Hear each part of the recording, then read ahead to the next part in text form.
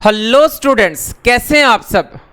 Students, आज ये हमारी इंश्योरेंस क्लेम की सेकेंड क्लास है।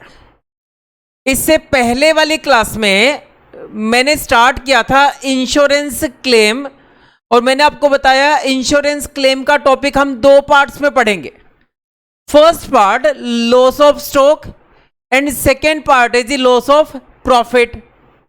लॉस ऑफ स्टॉक में मैंने आपको निकालना सिखाया कि किस टाइप से अमाउंट ऑफ क्लेम निकालते हैं, और अमाउंट ऑफ क्लेम तक पहुंचने के लिए क्वेश्चन को 4 स्टेप्स में सॉल्यूशन करना होता है। ठीक है जी।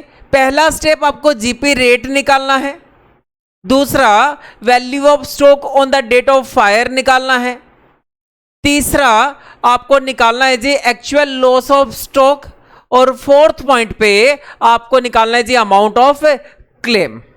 अब जब आप क्लेम निकालेंगे तो आपको देखना है क्वेश्चन विद एवरेज क्लोज से करना है या विदाउट एवरेज क्लोज से करना है। इसके बाद लास्ट क्लास में मैंने आपको बहुत सारे एग्जांपल्स भी कराए, और प्रॉब्लम नंबर 1 कराया और प्रॉब्लम नंबर 2 कराया। जब मैंने आपको प्रॉब्लम नंबर 2 कराया तो उसमें मैंने आप जो ट्रेडिंग अकाउंट, जो मेमोरेंडम ट्रेडिंग अकाउंट बनाया, उसमें मैंने केवल नॉर्मल आइटम को कंसीडर किया। अब नॉर्मल आइटम के लिए अलग से कॉलम नहीं बनाया। कहने का मतलब है मैंने एक टाइप से आपको सॉल्यूशन करके दिखा दिया था। अब उसी क्वेश्चन का दूसरे टाइप से सॉल्यूशन कैसे कर सकते हैं वो मैं आज की क्लास में बताऊंगा। तो देखेंगे अपनी स्क्रीन पे मैं करा रहा हूं जी क्वेश्चन नंबर 2 का सॉल्यूशन सेकेंड टाइप से, ऑल्टरनेट सॉल्यूशन करा रहा हूं। तो पहले हम क्वेश्चन रीड कर लेते हैं।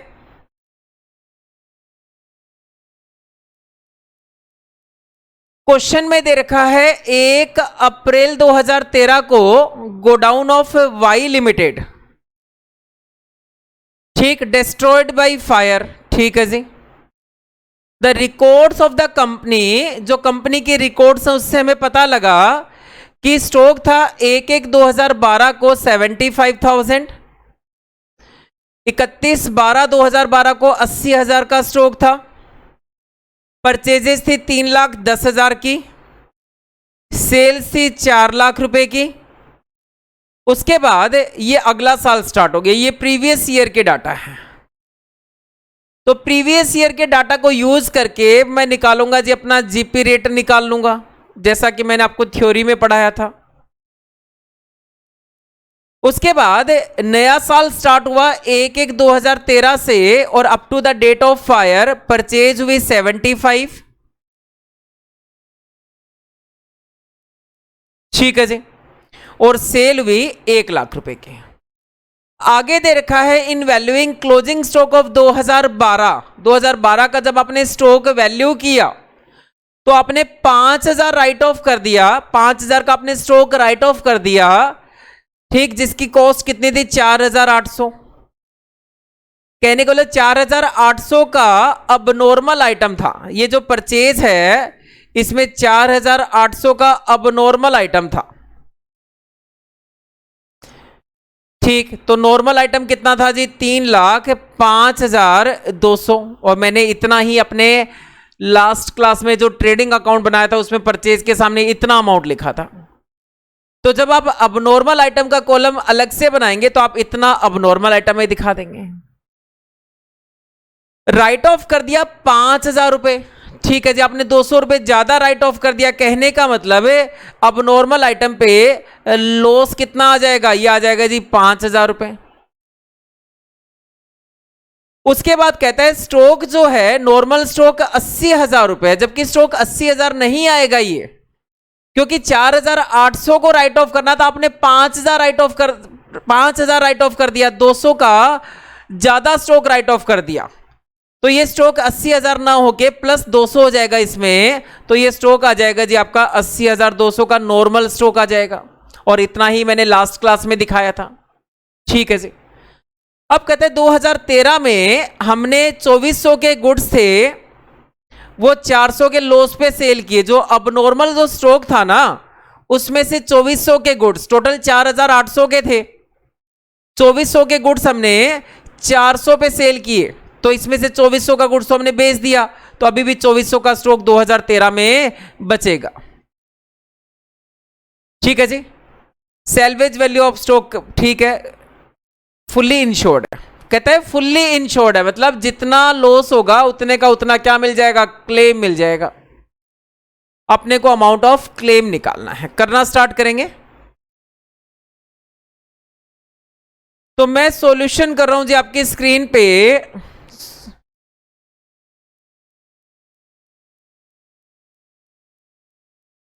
प्रॉब्लम नंबर 2 का ही सॉल्यूशन कर रहा हूं, लेकिन सेकेंड सॉल्यूशन कर रहा हूं, ऑल्टरनेट सॉल्यूशन कर रहा हूं।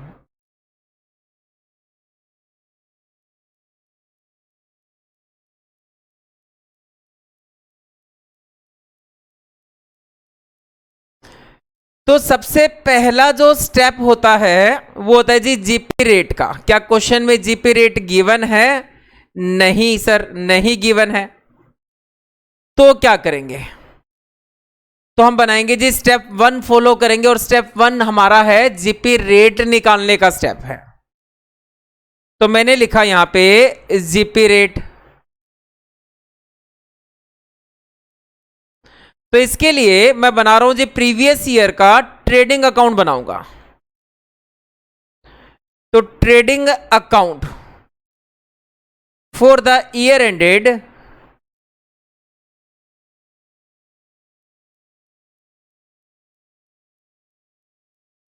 31st दिसंबर 2012।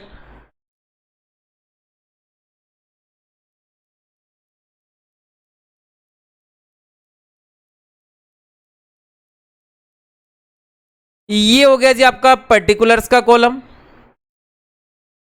थोड़ा इसको छोटा ले लेते हैं।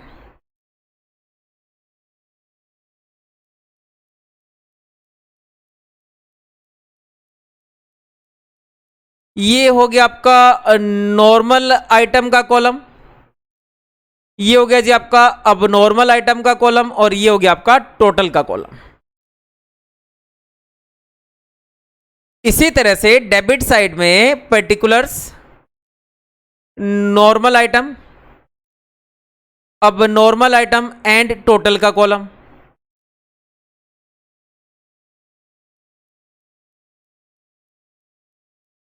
Debit side and credit side. ठीक है जी। तो मैंने इसमें लिखा ये आपका पर्टिकुलर्स का कॉलम है, ये आपका नॉर्मल आइटम का कॉलम है, ये अब नॉर्मल आइटम का कॉलम है, और ये आपका टोटल का कॉलम है। इसी तरह से क्रेडिट साइड में लिखूंगा।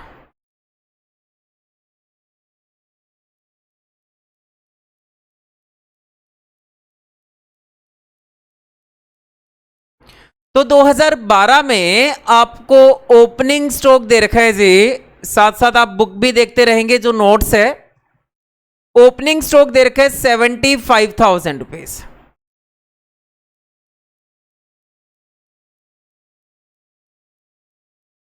उसके बाद परचेज जो दे रखा है टोटल 3,10,000 रुपए, उसको मैंने बाइफरकेट कर दिया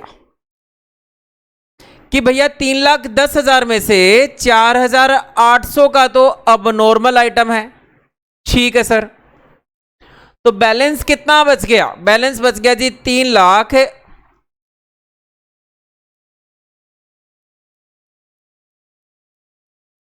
बैलेंस बच गया जी 3,05,200 का। ठीक है जी। उसके बाद क्वेश्चन में सेल्स का अमाउंट दे रखा है, आप देखेंगे क्वेश्चन को, क्वेश्चन में सेल्स दे रखा है जी 4 लाख रुपए, और सारी की सारी सेल नॉर्मल सेल है।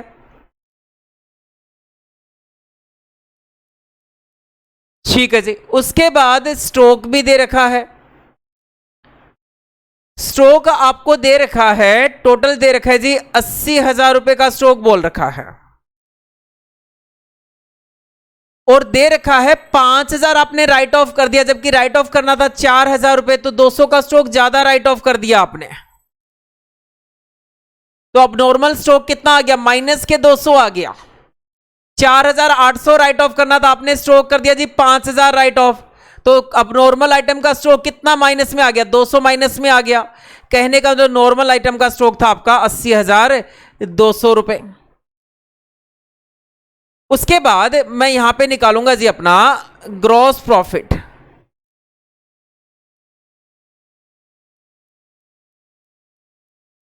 ठीक है जी, ग्रॉस प्रॉफिट आ गया आपका नॉर्मल आइटम में। इस साइड का टोटल है 4,80,200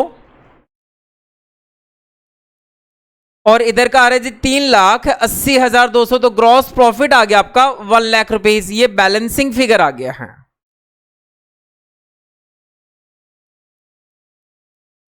तो ये टोटल मैंने इक्वल कर दिया 4,80,200 रुपए।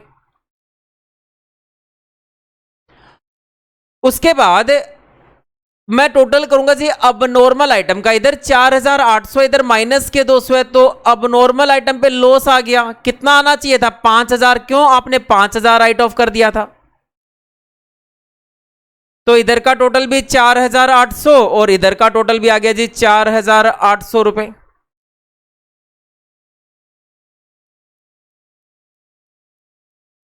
उसके बाद टोटल का टोटल कर लेते हैं, टोटल वाले कॉलम का। तो ये टोटल है जी 4,85,000।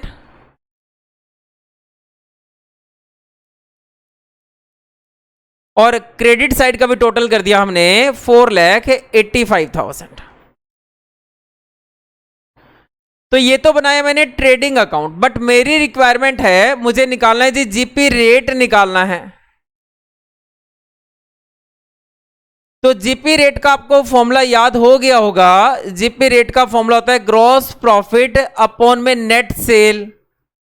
तो ग्रॉस प्रॉफिट है जी इस क्वेश्चन में 1 लाख रुपीस, सेल का अमाउंट है 4 लाख रुपए और मल्टीप्लाई किया मैंने 100 से, तो ये आ गया जी मेरा 25% ग्रॉस प्रॉफिट आ गया on sale.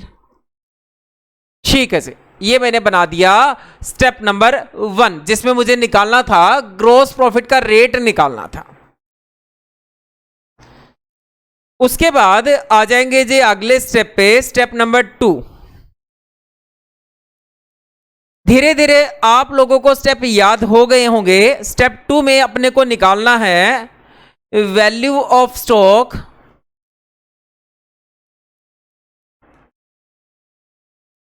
On the date of fire.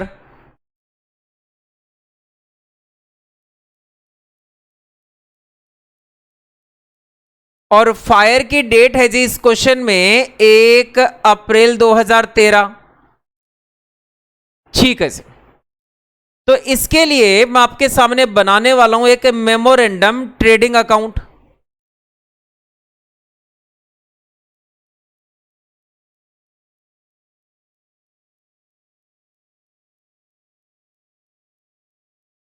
तो देखेंगे जी अपनी स्क्रीन पे मैं बना रहा हूं मेमोरेंडम ट्रेडिंग अकाउंट।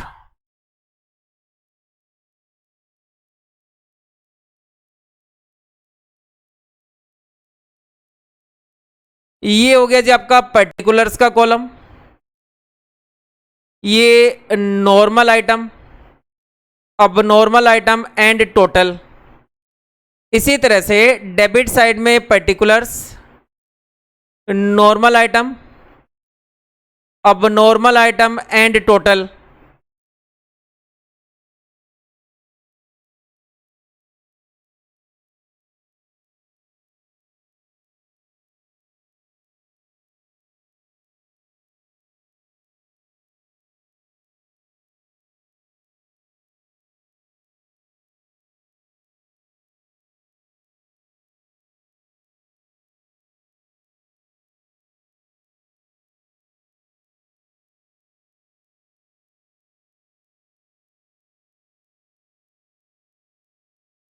सबसे पहले जो पिछले साल का क्लोजिंग स्टॉक था नॉर्मल और अब नॉर्मल में, ठीक, नॉर्मल और अब नॉर्मल का जो कॉलम में मैंने स्टॉक लिखा था उसको मैं लिखूंगा जी ओपनिंग स्टॉक में।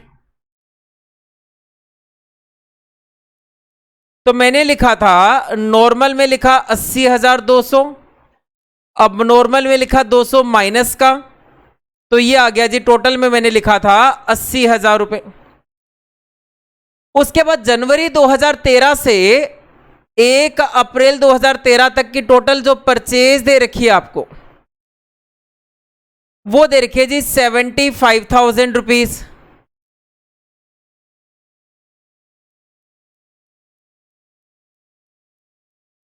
और जो आपको सेल दे रखी है वो देखेंगे क्वेश्चन में, वो दे रखी है जी 1 लाख रुपीज की टोटल सेल।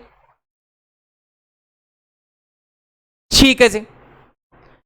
आगे दे रखा है क्वेश्चन में, कहता है पार्ट ऑफ द स्टॉक, ये जो अब नॉर्मल आइटम का स्टॉक था जिसको हम राइट ऑफ कर चुके हैं, उसमें से 2400 का स्टॉक हमने 400 के लॉस पे बेच दिया, मतलब हमने 2000 पे बेच दिया।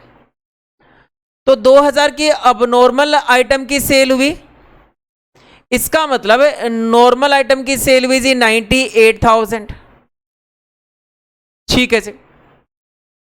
तो 4800 में से 2400 का स्टॉक हमने बेच दिया, तो इसका मतलब अब नॉर्मल आइटम का स्टॉक था, stock on the date of fire, total था जी आपका 4800 का स्टॉक था अब नॉर्मल आइटम का। उसमें से 2400 का स्टॉक आप 2000 पे सेल कर चुके हो। ठीक है जी। तो इसका मतलब स्टॉक अभी कितना और बच गया, 2400 का स्टॉक बच गया।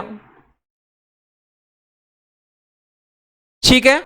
तो कितना प्रॉफिट हो गया जी आपका, 4600 का प्रॉफिट हो गया। तो मैंने इधर का टोटल किया 4400 रुपए, और इधर का भी टोटल कर दिया 4400 रुपए।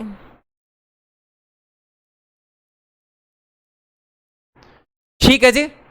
तो 2000 की सेल करने के बाद में 2400 का स्टॉक बच गया, तो मैंने लिख दिया stock on the date of fire, अब नॉर्मल आइटम का स्टॉक बच गया 2400। तो इधर का टोटल क्या 4400, इधर माइनस का 200 है, तो ग्रॉस प्रॉफिट आ गया 4600 अब नॉर्मल आइटम पे। उसके बाद नॉर्मल आइटम पे मैंने जीपी रेट निकाल रखा है, तो 25% ऑन नॉर्मल सेल, और नॉर्मल सेल है जी 98,000। तो नॉर्मल आइटम पे प्रॉफिट आ गया आपका 24,500 का ग्रॉस प्रॉफिट आ गया।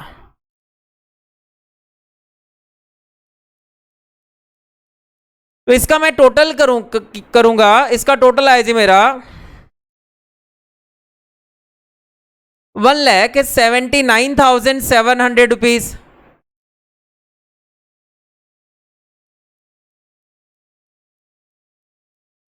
और इसका भी टोटल करूंगा, ये आ गया मेरा 29,100 रुपीज। तो डेबिट का टोटल करूंगा तो ये आया 1,84,100 रुपीज। तो डेबिट के टोटल में से जो नॉर्मल आइटम का टोटल है उसमें से माइनस किया क्रेडिट नॉर्मल आइटम, तो मेरा स्टॉक आ गया on the date of fire, ये आ गया जी मेरा 81,700 रुपीज आ गया।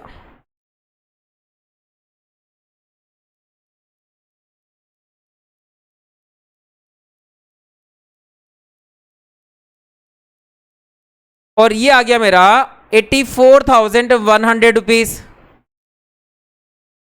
तो मैंने क्रेडिट साइड का टोटल भी कर दिया, ये आया जी 184,100 रुपीज।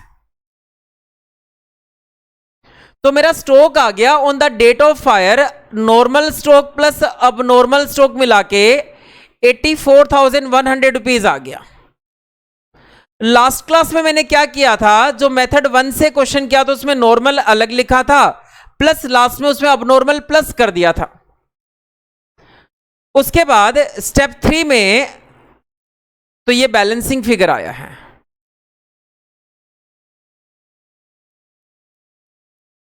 उसके बाद स्टेप नंबर 3 में आप देखेंगे, मैं निकाल रहा हूं जी इसमें step number 3, actual loss of stock.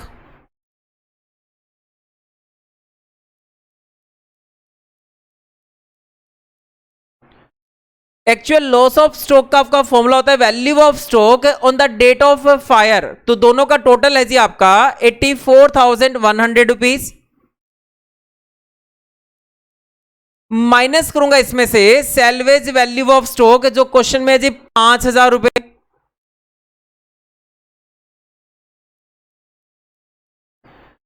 तो आपका एक्चुअल लॉस ऑफ स्टॉक आ गया 79,100 रुपीज।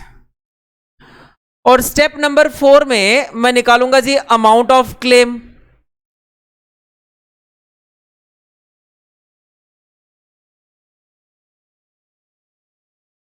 तो क्वेश्चन में दे रखा है आपको कि गुड्स आर फुल्ली इंश्योर्ड, तो इसका मतलब जितना एक्चुअल लॉस ऑफ स्टॉक है उतना आपका क्लेम हो जाएगा, कितना जी 79,100 रुपीज। तो देखेंगे इस क्वेश्चन को एक बार फिर से समझेंगे।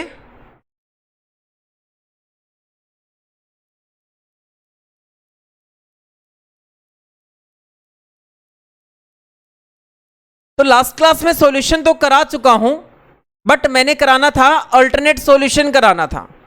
तो स्टेप 1 में हमने निकाला जी जीपी रेट। जीपी रेट आया आपका 25% ऑन सेल। तो यहां पे मैंने अब नॉर्मल और नॉर्मल आइटम के कॉलम अलग अलग बना के दिखाए हैं। उसके बाद मैंने निकाला जी यहां पे मेमोरेंडम ट्रेडिंग अकाउंट बना के stock on the date of fire. अब नॉर्मल आइटम का स्टॉक मैंने डायरेक्ट निकाल लिया था कि 4,800 का स्टॉक था, उसमें से 2,400 का स्टॉक हमने 2,000 पे बेच दिया, तो बैलेंस स्टॉक कितना बचा, 2,400 का बच गया। और नॉर्मल आइटम का स्टॉक आपका बैलेंसिंग फिगर आ गया।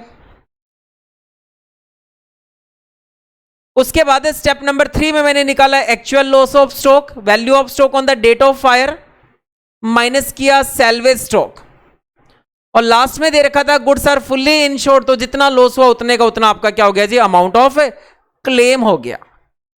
ठीक, इस क्वेश्चन को समझेंगे और नोट करेंगे।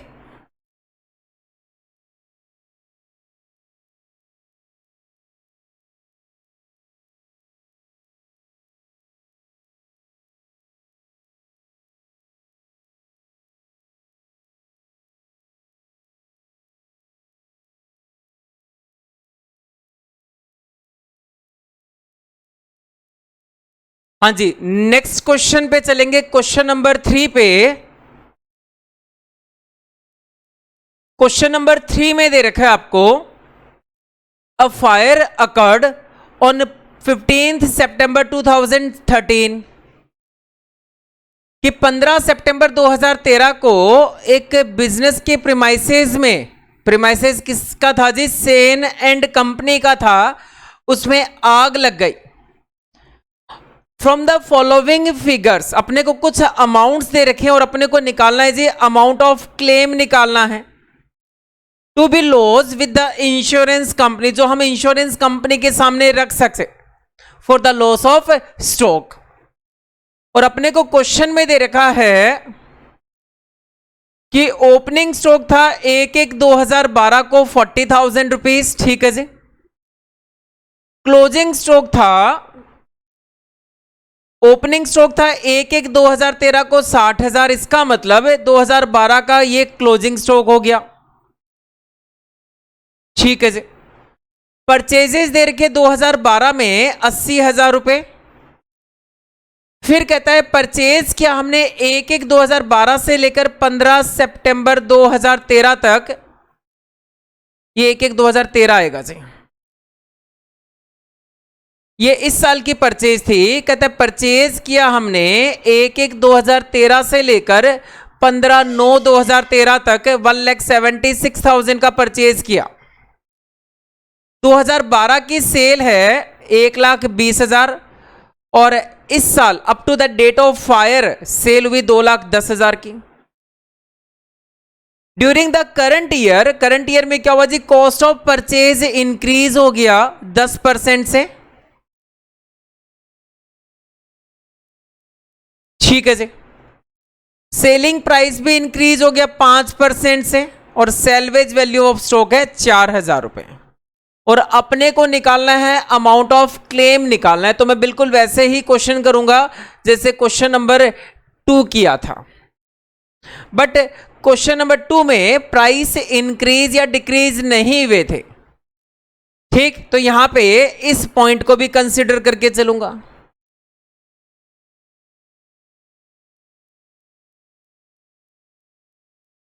तो देखेंगे अपनी स्क्रीन पे मैं सॉल्यूशन कर रहा हूं यहां पे प्रॉब्लम नंबर 3 का।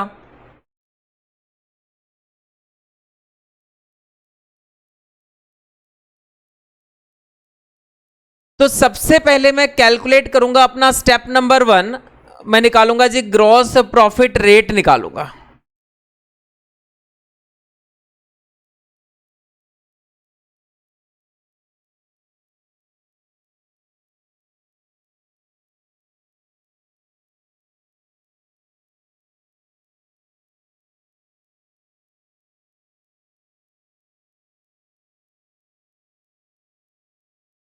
और ग्रॉस प्रॉफिट रेट को निकालने के लिए मैं बनाऊंगा प्रीवियस ईयर का ट्रेडिंग अकाउंट बनाऊंगा। तो मैंने लिखा जी ट्रेडिंग अकाउंट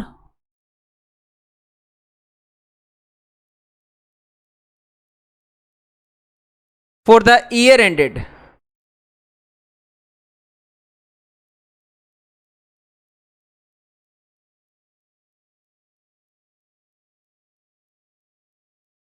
December 31, 2012।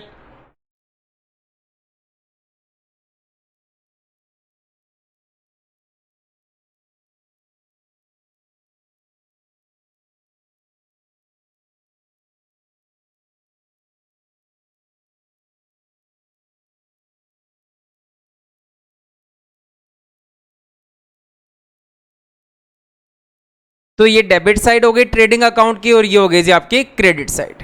यहां पे मैंने लिखा पर्टिकुलर्स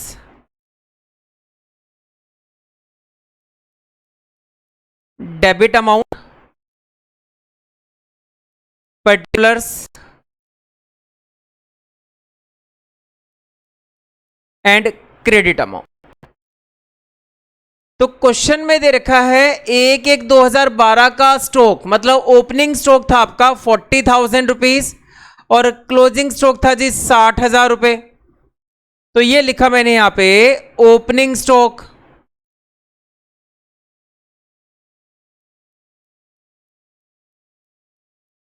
ओपनिंग स्टॉक का अमाउंट है 40,000 रुपीज और क्लोजिंग स्टॉक का अमाउंट दे रखा है आपको, ये दे रखा है जी 60,000 रुपीज। उसके बाद में परचेजेस दे रखी है आपको 2012 की और 2012 का सेल भी बता रखा है। तो 2012 की परचेज है 80,000 और सेल है जी 1,20,000 रुपए।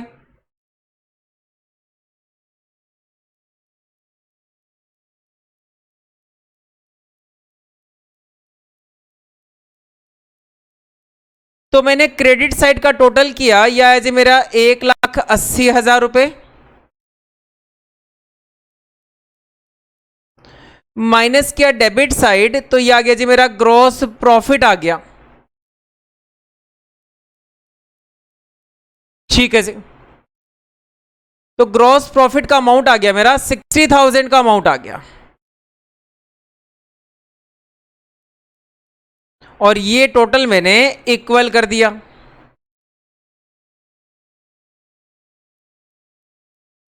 ये आया जी मेरा बैलेंसिंग फिगर आया है। तो मेरा पहला स्टेप कहता है मुझे निकालना है जी ग्रॉस प्रॉफिट का रेट निकालना है। तो मेरा ग्रॉस प्रॉफिट निकल गया, अब मैं क्या करूंगा इससे जीपी रेट निकाल के दिखाऊंगा। तो मेरा रेट आया जी GP rate equal to gross profit upon में सेल इनटू में 100। तो ग्रॉस प्रॉफिट है 60,000 रुपए अपॉन में सेल है जी आपका 1,20,000 रुपए, मल्टीप्लाई किया मैंने 100 से, तो ये आ गया जी मेरा 50% आ गया ऑन सेल। तो ये मेरा था पहला स्टेप। पहले स्टेप में मुझे निकालना होता है जीपी रेट, निकालना होता है ग्रॉस प्रॉफिट का, मैंने रेट निकाल दिया। उसके बाद आपकी स्क्रीन पे मैं करूंगा जी, बनाऊंगा मेमोरेंडम ट्रेडिंग अकाउंट, क्योंकि मुझे निकालना है value of stock on the date of fire.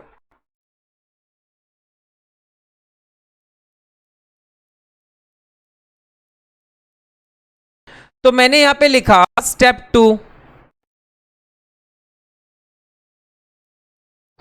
और स्टेप 2 है जी वैल्यू ऑफ स्टॉक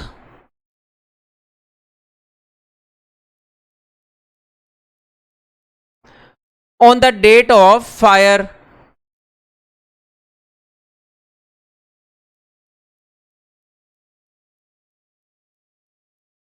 ठीक है जी, दैट इज डेट क्या दे रखी है, ये डेट दे रखी है जी 15/9/2013। तो यहां पे मैंने बनाया जी मेमोरेंडम ट्रेडिंग अकाउंट।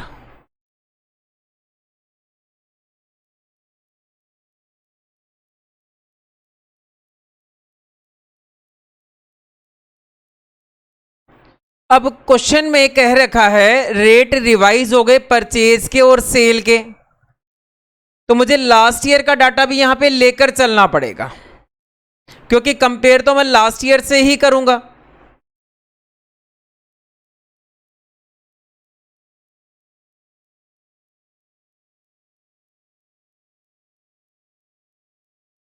तो ये हो गया जी आपका पर्टिकुलर्स का कॉलम, और ये करंट ईयर और लास्ट ईयर के कॉलम, क्योंकि रेट क्या हो गए जी रिवाइज हो गए। रिवाइज रेट होने की वजह से मुझे करंट ईयर का डाटा तो लेना ही लेना है, साथ साथ मुझे लास्ट ईयर की फिगर भी निकालनी पड़ेगी।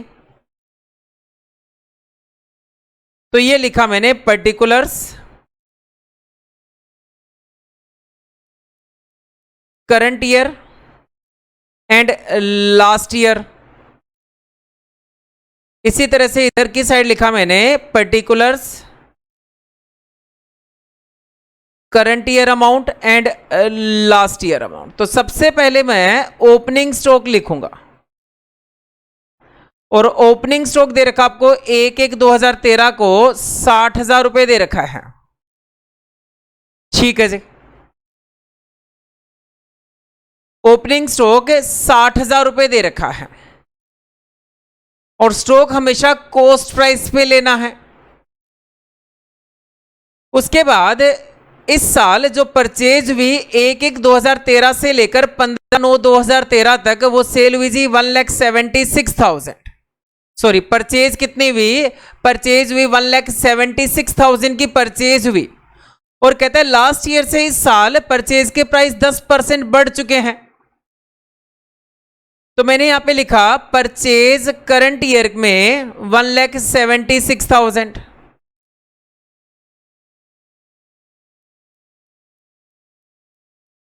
तो लास्ट ईयर में परचेज कितनी थी, तो मैं यहां पे निकाल के दिखाऊंगा। कहता है इस साल 10% प्राइस बढ़ चुके हैं।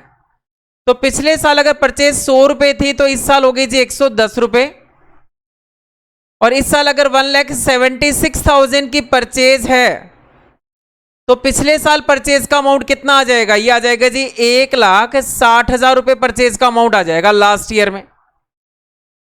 ठीक है जी, उसके बाद सेल दे रखी है इस साल में 1/1/2013 से लेकर 15/9/2013 तक 2,10,000 रुपए की सेल हुई।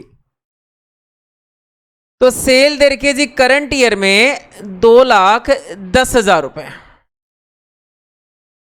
और कहते हैं सेल का प्राइस 5% बढ़ गया। तो सेल लास्ट ईयर कितनी थी, तो लास्ट ईयर 100 थी, तो इस साल हो गई थी 105, और करंट ईयर में अगर 2,10,000 सेल का अमाउंट है, तो लास्ट ईयर में सेल का अमाउंट आ गया जी 2,00,000 रुपए। उसके बाद ग्रोस प्रॉफिट का रेट मुझे पता है लास्ट ईयर का,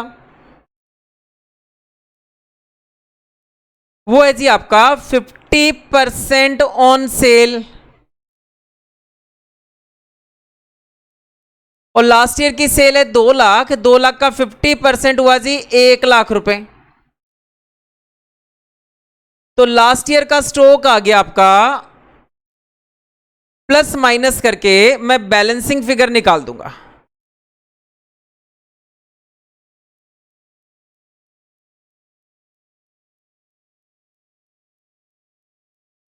तो लास्ट ईयर का डेबिट का टोटल आ रहा है 3,20,000 रुपए एंड लास्ट ईयर का क्रेडिट में दे रखा है 2 लाख रुपए। तो लास्ट ईयर का स्टॉक आ गया जी 1,20,000 रुपए। ये आ गया बैलेंसिंग फिगर आ गया। तो इस साइड का लास्ट ईयर का मैंने टोटल इक्वल कर दिया, ये आ गया जी 3,20,000 रुपए।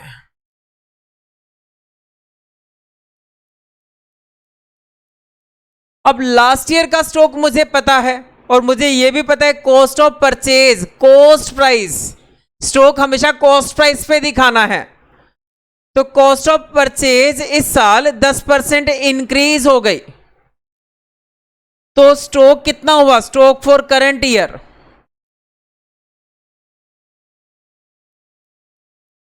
तो आपको स्टॉक दे रखा है जी लास्ट ईयर का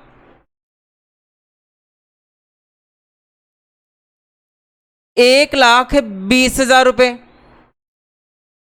और इस साल कॉस्ट 10% इंक्रीज हो गई। तो मैंने प्लस कर दिया 10% इंक्रीज।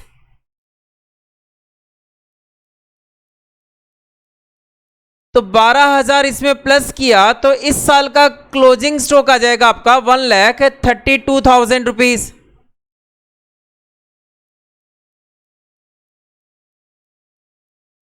तो मैंने यहां पे लिखा stock on the date of fire,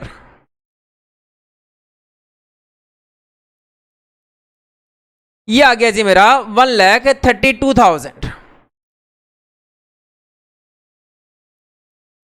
total करूंगा क्रेडिट साइड का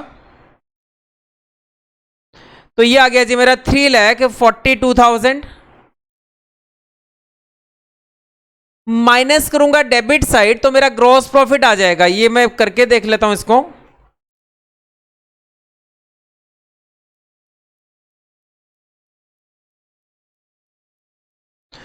तो मेरा जो ग्रॉस प्रॉफिट है करंट ईयर का वो आ गया जी 1,06,000 रुपीज आ गया।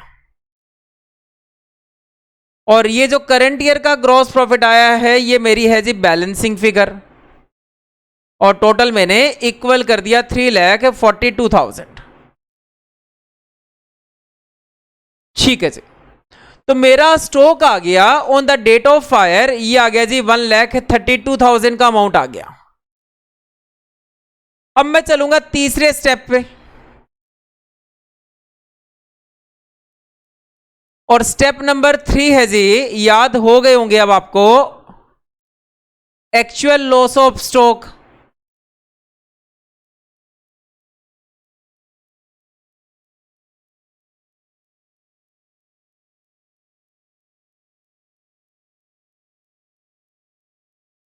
Actual loss of stock. तो एक्चुअल लॉस ऑफ स्टॉक का फॉर्मूला होता है value of stock on the date of fire, वो है जी आपका 1,32,000।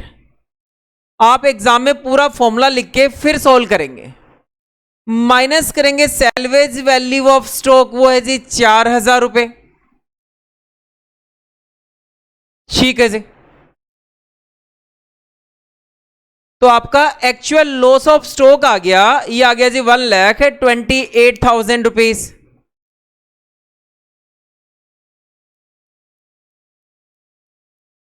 उसके बाद स्टेप नंबर 4 होता है आपका अमाउंट ऑफ क्लेम।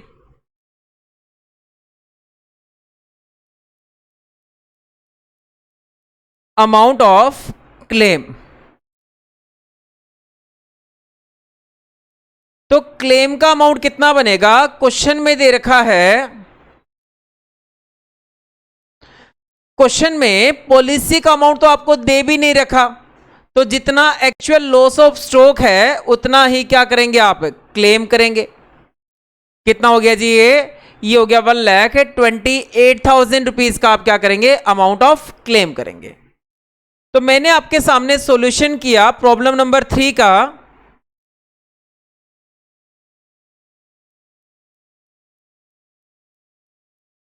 मैंने बनाया जी 2012 की फिगर यूज करके आपके सामने बनाया ट्रेडिंग अकाउंट, ताकि मैं जीपी रेट निकाल सकूं।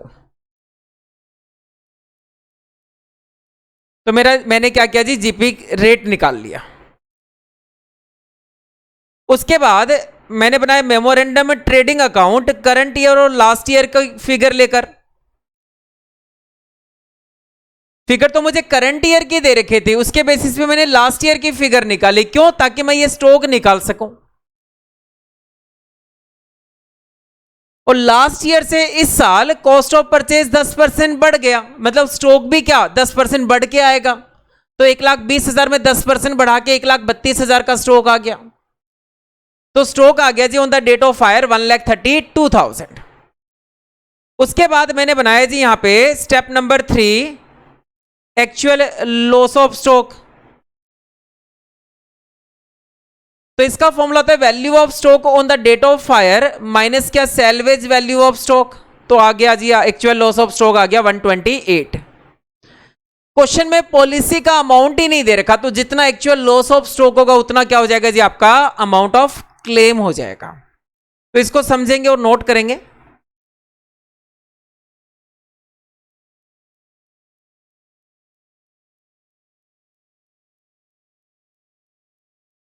हाँ जी, नेक्स्ट क्वेश्चन देखेंगे अपनी स्क्रीन पे, क्वेश्चन नंबर 4। क्वेश्चन में दे रखा है mister x godown was destroyed by fire on 1 जून 2013। ठीक है जी, कहते हैं 1 जून 2013 को मिस्टर एक्स की गोडाउन में आग लग गई और जिससे उसका गोडाउन क्या हो गया, जल के नष्ट हो गया। When the goods in stock were insured for ₹60,000। ठीक है जी, 60,000 का इंश्योरेंस करवा रखा है। The following particulars are given. तो अपने को डाटा क्या दे रखे हैं, यहां पे अपने को बैलेंस शीट दे रखी है 31 दिसंबर 2012 की। ठीक है जी, मतलब पिछला साल जब एंड हुआ तो उस साल की बैलेंस शीट के डाटा दे रखे हैं। क्रेडिटर दे रखे हैं 20,000 के, स्टॉक का बैलेंस दे रखा है 36,000, जिसमें से 2,000 का स्टॉक एजेंट के पास रखा हुआ है और डेटर का बैलेंस दे रखा है जी 70,000। कहने का मतलब ये सारे के सारे ओपनिंग बैलेंस हो गए।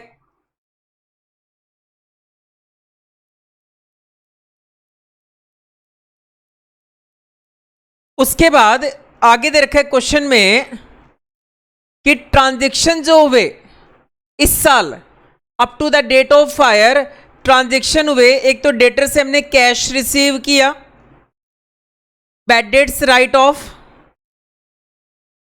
उसके बाद जिस दिन आग लगी उस दिन डेटर का बैलेंस था 70,000 और क्रेडिटर का था 30,000 रुपए। बट स्टॉक का बैलेंस नहीं दे रखा कि स्टॉक उस दिन कितना था। अगर मुझे स्टॉक पता होता अब on the date of fire तो क्वेश्चन बड़ा आसान हो जाता। बट स्टॉक का balance on the date of fire हमें नहीं दे रखा, तो वो मुझे कैलकुलेट करना पड़ेगा। उसके बाद कैश पेड टू क्रेडिटर और डिस्काउंट रिसीव्ड ये भी दे रखा है। तो मुझे ओपनिंग स्टॉक पता है, ये पता है एजेंट के पास कितना स्टॉक रखा हुआ है। मैं डेटर के इंफॉर्मेशन यूज करके सेल का अमाउंट भी निकाल लूंगा और मैं क्रेडिटर की इंफॉर्मेशन यूज करके परचेज का अमाउंट भी निकाल लूंगा। ठीक है जी, आगे कुछ एडिशनल इंफॉर्मेशन दे रखी है। क्या कहता है देखेंगे, कहता है डेटर्स ऑन 31/5/2013 का जो आपका डेटर का बैलेंस था कितना, 70,000 रुपए। ठीक है जी, उसमें included an amount owing from agent, उसमें एजेंट से कितना पैसा लेना है वो भी जुड़ा हुआ है। ठीक है, जो एजेंट ने सेल की, मतलब वो डायरेक्टली हमने सेल नहीं की, वो एजेंट ने सेल की, तो एजेंट से जो पैसा लेना है तो हमने डेटर के बैलेंस में एजेंट को भी जोड़ रखा है। कितने अमाउंट से, तो कहते हैं एजेंट ने सेल की 4,000 रुपए की, उसमें 10% तो उसका कमीशन बनता है। ठीक है जी, माइनस कर दिया 400 और उसके 100 रुपए उसके एक्सपेंसेस भी रीइंबर्समेंट करने हैं, तो 100 रुपए खर्चा भी किया उसने। तो टोटल उसके 500 रुपये उसके खर्चे भी बनते थे, तो 4000 उससे लेना था, 500 उसको देना था। तो डेटर में 3500 रुपये का बैलेंस जुड़ा हुआ है जो एजेंट से लेना है। एजेंट की गोडाउन में आग नहीं लगी, गोडाउन में हमारे आग लगी है। ठीक है जी, तो हमारे डेटर उस दिन कितने थे? 66,500 रुपए के डेटर थे। ठीक है, और ये जो सेल है ये डेटर ने की है 4000 रुपए की सेल। तो इस सेल को भी मैं अपने यहां सेल्स में कंसिडर नहीं करूंगा, मैं केवल अपनी सेल लूंगा। उसके बाद कहते हैं एजेंट के पास अभी भी 3600 की सेलिंग प्राइस के गुड्स रखे हुए, कोई बात नहीं। दूसरा point, sales total for the period, इस साल की जो भी टोटल सेल आएगी उसमें से 1600 की हमने सेल की for goods which have the selling price reduced by 50%। कहते हैं जो नॉर्मल सेलिंग प्राइस है उससे 50% कम पे हमने सेल किया, और सेलिंग प्राइस क्या था जी? 1600 रुपए। कहने का मतलब है 50% कम पे सेल किया, तो इसका नॉर्मल सेलिंग प्राइस कितना था? इसका था जी 1600, जो है वो 50% पे सेल किया, तो इसका नॉर्मल सेलिंग प्राइस था 3200 रुपए। क्या लिखा है? Sale for the period include 1600 की सेल जुड़ी हुई है for goods which have the selling price reduce 50%, 50% कम पे सेल कर रखा है। तो नॉर्मल सेलिंग प्राइस था 3200, 50% से रिड्यूस कर दिया तो बेचा कितने पे? 1600 पे। एंड ऑल्सो 6000 रिड्यूस बाई 25%, और 6000 की जो सेल है वो 25% कम पे बेच रखा है। तो इसका नॉर्मल सेलिंग प्राइस कितना आ गया? इसका आ गया जी आपका 8000 रुपए आ गया। ठीक है जी। उसके बाद बिजनेस जो है वो प्रॉफिट जो कमाता है वो 50% ऑन कॉस्ट है, कॉस्ट पे 50% है। ठीक है, एक्सेप्ट द अबव। ठीक है जी, इनको छोड़कर, क्यों? इन पे तो लॉस पे बेच रखा है। All sales can be assume to be at the full selling price. इन दोनों पॉइंट को छोड़कर, इन दोनों सेल को छोड़कर बाकी जो सेल हुई वो कॉस्ट प्लस 50% पे हुई। ठीक है sir. All the goods were destroyed, सारे सारे गुड्स डिस्ट्रॉय हो गए, and there was no salvage value of the goods, goods की कोई भी सेल्वेज वैल्यू नहीं बची। आपको बताना है calculate the amount of claim, claim का अमाउंट बताना है जी। करना स्टार्ट करेंगे। तो क्वेश्चन में आपको सेल का अमाउंट नहीं पता तो सेल हम निकाल लेंगे डेटर अकाउंट से। आपको परचेज का अमाउंट भी नहीं पता, वो हम निकाल लेंगे क्रेडिटर अकाउंट से। आपको ये पता है कि डेटर के पास ओपनिंग स्टॉक कितना रखा है, डेटर ने कितनी सेल की, डेटर के पास अभी कितने का स्टॉक रखा हुआ है, लेकिन ये नहीं पता कि डेटर को हमने इस साल कितनी कॉस्ट के गुड सेंड किए। ठीक है जी। और आपको स्टॉक भी नहीं पता, सबसे मेन पॉइंट आपको ये नहीं पता स्टॉक कितना था on the date of fire. तो stock on the date of fire को निकालने के लिए मुझे ये सारे वर्किंग नोट बनाने पड़ेंगे। मुझे बनाना पड़ेगा जी सबसे पहला अकाउंट डेटर अकाउंट। तो मैं आपकी स्क्रीन पे सॉल्यूशन कर रहा हूं, प्रॉब्लम नंबर है जी 4। तो मैंने बनाना स्टार्ट किया, यहां पे मैंने बनाया जी एक डेटर अकाउंट बनाया।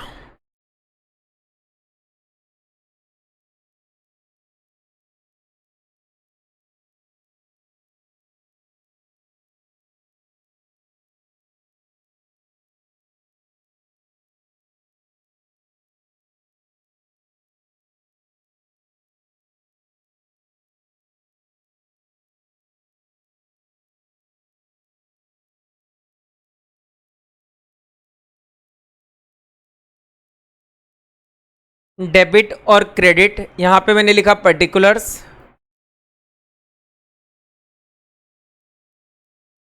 अमाउंट, पर्टिकुलर्स और अमाउंट। तो डेटर का ओपनिंग बैलेंस था तो मैंने लिखा जी बैलेंस बीडी।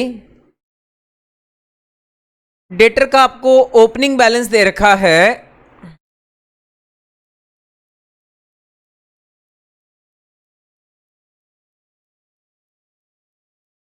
डेटर्स का आपको ओपनिंग बैलेंस दे रखा है 31 दिसंबर 2012 को 70,000 रुपए का बैलेंस दे रखा है, तो मैंने ये लिखा जी यहां पे 70,000 रुपए।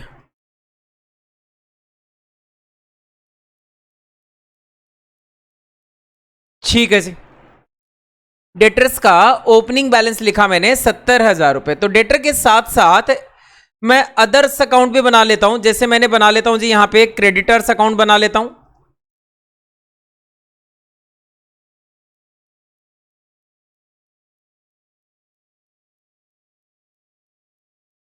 ताकि सारी की सारी इंफॉर्मेशन मैं एक साथ लिखता जाऊं। तो मैंने बनाया जी क्रेडिटर्स अकाउंट।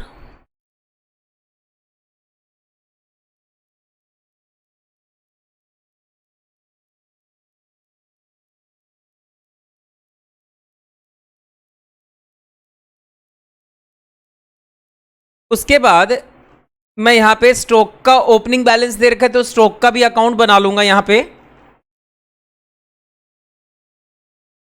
तो मैंने यहां पे बनाया स्टॉक अकाउंट।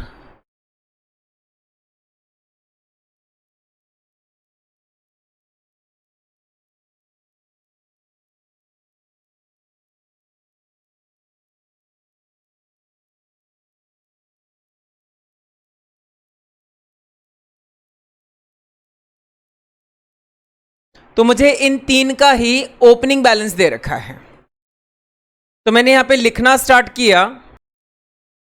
तो मुझे डेटर्स का बैलेंस दे रखा था, तो डेटर्स का बैलेंस तो मैं लिख चुका हूं। अब मैं लिखूंगा जी क्रेडिटर का बैलेंस। तो क्रेडिटर में मैंने लिखा by balance BD opening balance, ये है जी इसका क्रेडिटर का 20,000 रुपए। उसके बाद मैं लिखूंगा जी स्टॉक का ओपनिंग बैलेंस, और स्टॉक असेट होता है और असेट का ओपनिंग बैलेंस होता है डेबिट बैलेंस। और क्वेश्चन में स्टॉक का ओपनिंग बैलेंस दे रखा है 36,000 और कहता है इसमें 2,000 रुपए जुड़ा हुआ है जो स्टॉक हेल्ड बाय एजेंट है। तो मैं फिर से क्लियर कर दूं, आग जो लगी है वो एक्स की दुकान में लगी है, ना कि एजेंट की दुकान में लगी है। तो एक्स की दुकान में कितना स्टॉक रखा हुआ था? तो स्टॉक था जी टोटल 36,000, उसमें 2,000 का स्टॉक दिखा रखा है एजेंट के पास है। तो कहने का मतलब एक्स की दुकान में टोटल 34,000 का स्टॉक रखा हुआ था। ठीक है जी, उसके बाद ये सारी इंफॉर्मेशन ओपनिंग इंफॉर्मेशन में लिख चुका हूं। आगे चलेंगे क्वेश्चन में। क्वेश्चन में दे रखा है कैश रिसीव्ड फ्रॉम डेटर, तो एंट्री हुई cash account debit to debtors account. तो मैं आ गया जी अपने कैश अकाउंट पे, और मैं यहां पे लिखूंगा डेटर में बाई कैश अकाउंट।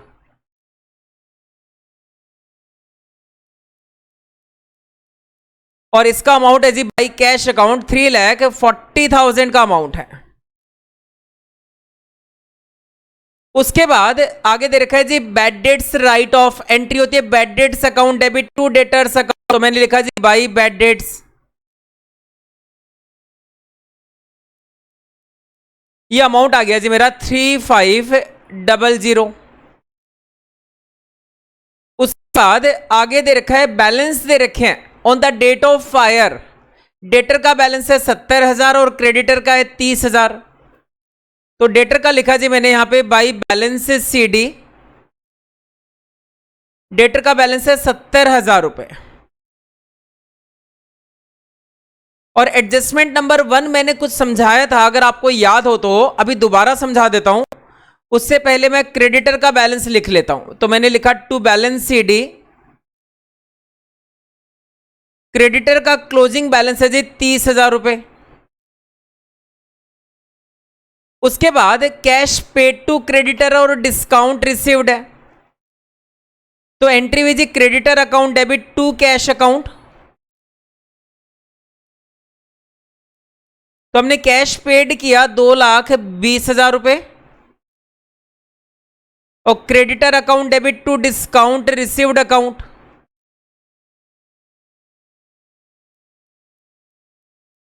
और डिस्काउंट रिसीव्ड है जी 1,000 रुपीज। ठीक है जी।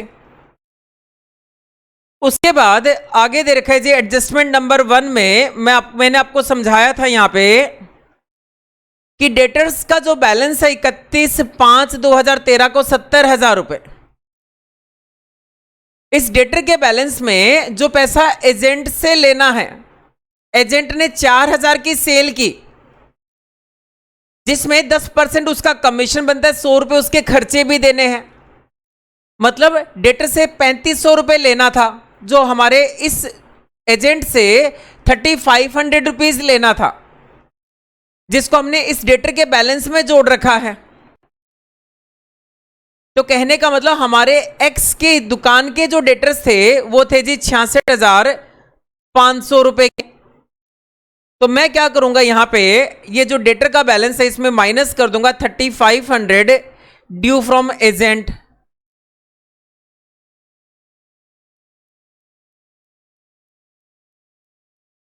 तो डेटर का क्लोजिंग बैलेंस आ गया 66,500 रुपीज। ठीक है जी। उसके अलावा डेटर की कोई इंफॉर्मेशन है नहीं, तो मैं टोटल करूंगा इसका।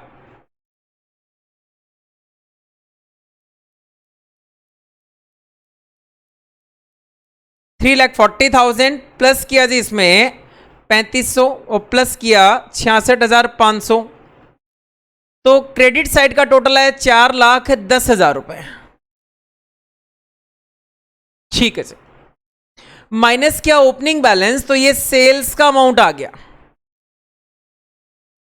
कि इस साल कितने सेल की, एक्स ने कितने सेल की। तो ये आ गया जी बैलेंसिंग फिगर। ये आ गया आपका 3,40,000 रुपए की सेल आ गई। ये टोटल सेल आ गई। 4,10,000 मैंने इसका टोटल कर दिया। ठीक है जी। उसके बाद क्रेडिटर अकाउंट को क्लोज करेंगे। क्रेडिटर में ज्यादा कुछ इंफॉर्मेशन थी नहीं, तो मैंने यहां पे लिखा बाई परचेज। तो ये आ गया जी बैलेंसिंग फिगर। टोटल किया मैंने इधर का, टोटल आया जी 2,51,000।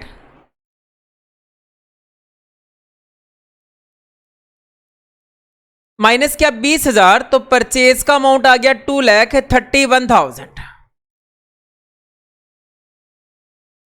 तो ये क्या जी 2,51,000। उसके बाद मैं आ गया जी स्टॉक अकाउंट पे। अभी मैंने स्टॉक में सिर्फ ओपनिंग बैलेंस लिखा है। तो स्टॉक था ओपनिंग में 34,000 का, और इस साल मैंने गुड्स परचेज किए, वो मैंने परचेज अकाउंट से लेकर आया जी 2,31,000 के। ठीक है जी। अब मुझे सेल का अमाउंट तो पता है, लेकिन स्टॉक अकाउंट में क्या दिखाते हैं जी, by COGS, by cost of good sold. तभी तो मेरा स्टॉक निकल पाएगा on the date of fire. Opening में 34,000 के गुड्स थे, 2,31,000 के गुड्स खरीद लिए, तो टोटल गुड्स हो गए एक्स की दुकान पे इतने, दोनों को टोटल करके उसमें से कितने कॉस्ट के गुड्स बेच दिए एक्स ने, वो देखूंगा। तो मैं यहां पे वर्किंग नोट निकालूंगा जी, calculation of cost of goods sold. तो ये वर्किंग नोट बनाऊंगा मैं। इस वर्किंग नोट को मैं यहां पे बना के दिखाऊंगा जी आपको।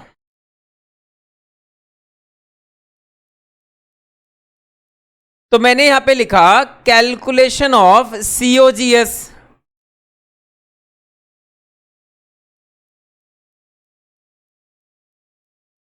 Calculation of COGS, cost of good sold. तो आपको बता रखा है टोटल जो सेल हुई वो अभी अभी मैंने आपके सामने निकाली 3,40,000 रुपए की। ठीक है जी। अब इस सेल में से, इस सेल में कौन कौन सी सेल जुड़ी हुई है, तो दूसरा पॉइंट देखेंगे। इस सेल में एक 1,600 की सेल जुड़ी हुई है, एक 6,000 की सेल जुड़ी हुई है, और बाकी नॉर्मल सेल जुड़ी हुई है। तो मैं क्या करूंगा, इसमें इस 3,40,000 के 3 पार्ट्स बना दूंगा।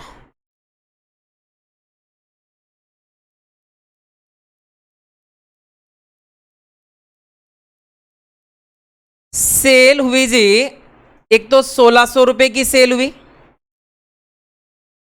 जिसके ऊपर अपने को कुछ वर्किंग करनी है।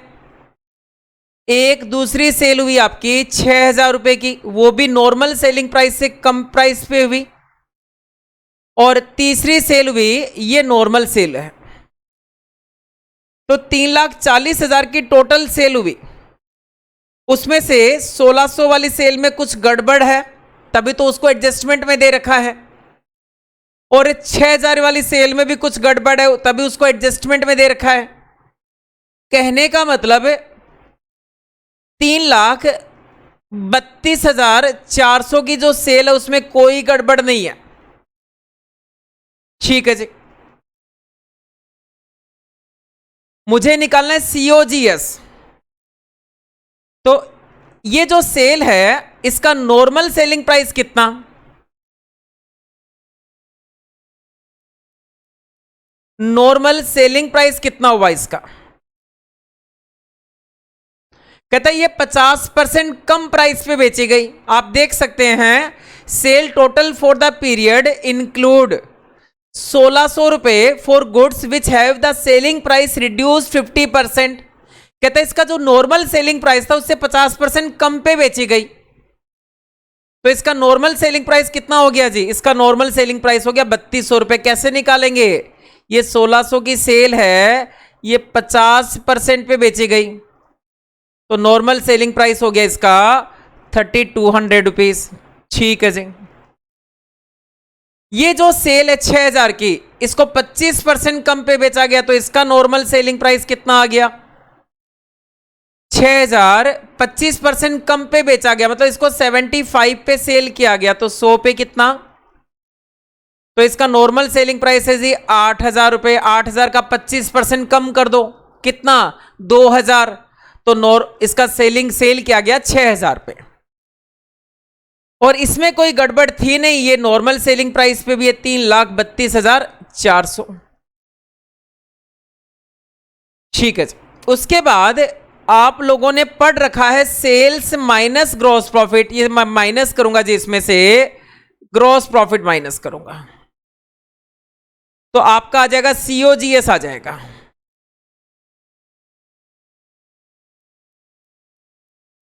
और ग्रॉस प्रॉफिट कितना दे रखा है क्वेश्चन में? क्वेश्चन में दे बोल रखा है जी प्रॉफिट जो कमाते हैं वो 50% ऑन कॉस्ट है।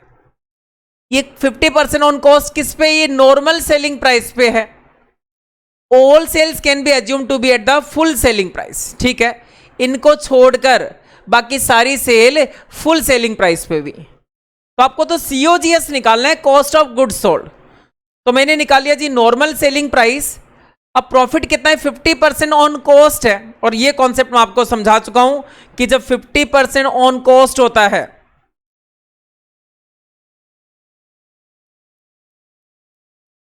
तो ऑन कॉस्ट का मतलब 50 अपॉन में 100 कि 50 रुपए प्रॉफिट हुआ जब कॉस्ट 100 रुपए है। अब 100 रुपए का माल आपने बेचा जी 50% प्रॉफिट जोड़ के, 50 रुपए प्रॉफिट जोड़ के, तो सेल कितने पे किया? सेल किया जी आपने 100 + 50 150 पे। ठीक है जी, तो मैंने माइनस किया ग्रॉस प्रॉफिट, तो ग्रॉस प्रॉफिट कितना हुआ इसमें? ये हुआ जी 50 अपॉन में 150 कि 150 की सेल है तो प्रॉफिट कितना? 50 रुपए। और नॉर्मल सेलिंग प्राइस अगर 3200 रुपए है तो प्रॉफिट कितना हुआ इस पे? तो 3200 को मैंने किया जी इसको, तो प्रॉफिट आ गया इसमें 1067। ठीक है जी, तो इसका COGS निकाल दूंगा मैं। 3200 में से माइनस किया 1067, तो ये आ गया 2133। उसके बाद जो 6000 जो 8000 की सेल हुई, नॉर्मल सेलिंग प्राइस कितना? 8000। ठीक, तो इस पे प्रॉफिट निकालूंगा 50 अपॉन में 150 इंटू में 8000। तो इसमें प्रॉफिट देखा मैंने, तो ये निकाला जी मैंने 8000 को, तो यह है 2667। तो 8000 नॉर्मल सेलिंग प्राइस है, तो इसका COGS कितना आ गया? ये आ गया जी 5333। और 3,32,400 तो नॉर्मल सेलिंग प्राइस है ही, वो तो क्वेश्चन में भी बोल रखा है कि इन दोनों सेल को छोड़कर बाकी सारी सेल नॉर्मल सेलिंग प्राइस पे हुई है। तो 3,32,400 में से मैंने माइनस किया जी प्रॉफिट 1,10,800, निकाल के देख लेना 50/150 इंटू 3,32,400, तो जीपी माइनस किया, ठीक है जी, माइनस किया मैंने ग्रॉस प्रॉफिट, तो ये आ गया जी आपका सीओजीएस निकाल रहा हूं मैं आपके सामने। तो 3,32,400 में से 1,10,800 माइनस किया, तो ये आ गया जी 2,21,600। तो आपका सीओजीएस आ गया एक्स की दुकान पे। एक्स की दुकान पे जो गुड्स बेचे उनकी कॉस्ट ऑफ गुड्स सोल्ड कितनी थी, उसका कॉस्ट प्राइस कितना था, वो निकाल लिया हमने। तो ये है जी मेरा 229,066, ये आ गया जी मेरा सीओजीएस आ गया, ठीक है जी।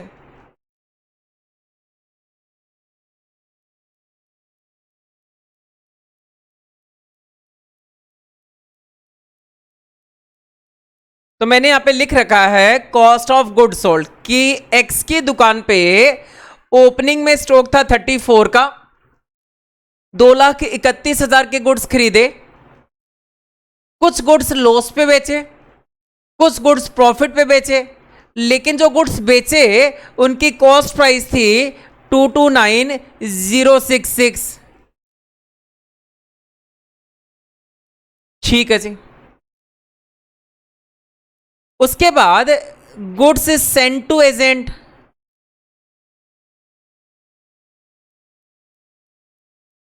एजेंट को कितनी कॉस्ट के गुड्स सेंड किए वो भी निकालना पड़ेगा।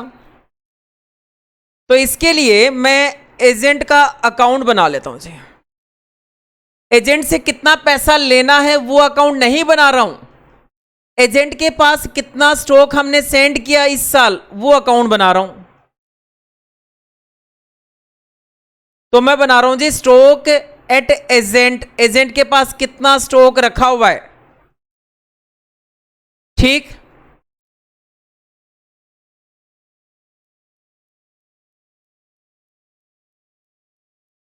तो जब हमने ओपनिंग स्टॉक लिखा था तो उसमें लिखा था स्टॉक एट एजेंट, 36,000 में से मैंने 2,000 माइनस कर रखे हैं। तो कहने का मतलब एजेंट के पास ओपनिंग में स्टॉक रखा हुआ था 2,000 की कॉस्ट का।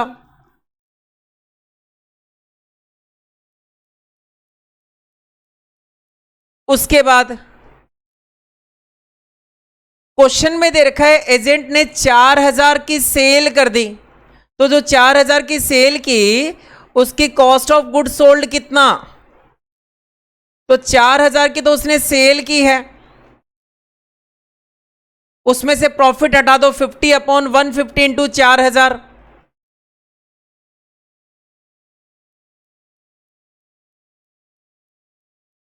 तो ये आ गया जी सीओजीएस आ गया। जो एजेंट ने जो गुड्स बेचे उनकी कॉस्ट थी 2,667, और कहता है अभी भी एजेंट के पास 3,600 की सेलिंग प्राइस के गुड्स रखे हुए हैं, ठीक है जी। तो by stock at agent, agent के पास अभी भी 3,600 की सेलिंग प्राइस के गुड्स रखे हुए हैं। तो ये तो सेलिंग प्राइस है 3,600, और मुझे स्टॉक किस पे दिखाना है, कॉस्ट प्राइस पे दिखाना है।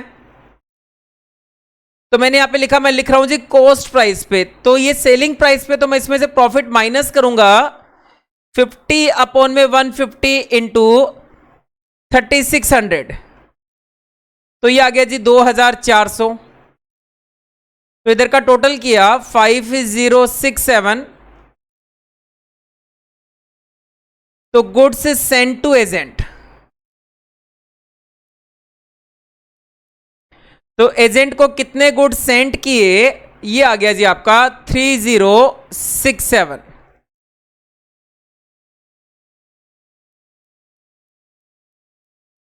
ठीक है जी। तो ये भी मेरा आंसर आ गया। ये क्या है जी, बैलेंसिंग फिगर आ गया। किस प्राइस पे? कॉस्ट प्राइस पे मैंने एजेंट को 3067 के गुड सेंड किए। तो फिर से आऊंगा स्टॉक अकाउंट पे, तो ओपनिंग में स्टॉक था एक्स के गोडाउन में 34 का, इतना परचेज किया, इतनी कॉस्ट के गुड्स एक्स ने अपनी दुकान पे सोल्ड कर दिए, और 3067 की कॉस्ट के गुड्स एजेंट को सेंड कर दिए इस साल up to the date of fire. तो वैल्यू ऑफ स्टॉक आ गया जी, स्टॉक आ गया on the date of fire.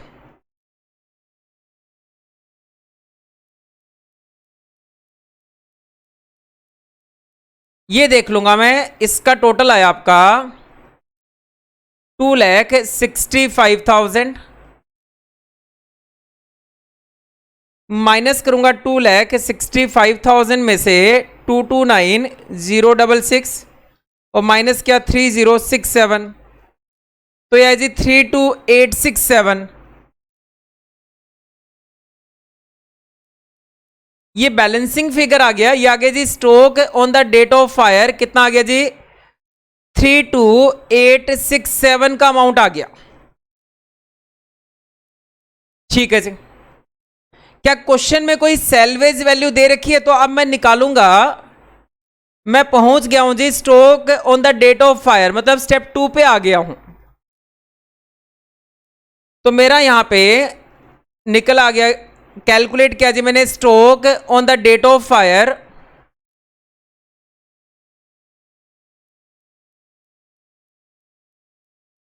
ये अमाउंट आ गया मेरा 32,867। उसके बाद अब मैं निकालूंगा यहां पे अगला point, actual loss of stock.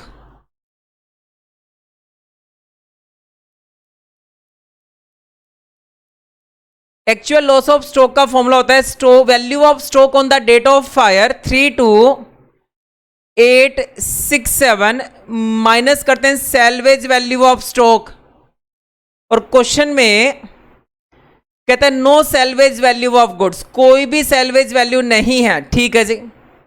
तो एक्चुअल लॉस ऑफ स्टॉक आ गया 32,867। कहने का मतलब जितना गोडाउन में स्टॉक रखा था वो सारा का सारा डिस्ट्रॉय हो गया। तो अमाउंट ऑफ क्लेम कितना आ जाएगा ये? तो मैंने लिखा amount of claim equal to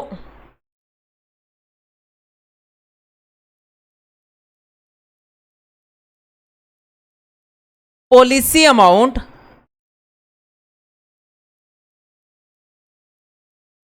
और लॉस ऑफ स्टॉक। तो लॉस ऑफ स्टॉक है जी 32,867, ये हमने अभी अभी निकाला। ठीक है जी। और पॉलिसी का अमाउंट दे रखा आपको क्वेश्चन में 60,000 रुपए दे रखा है।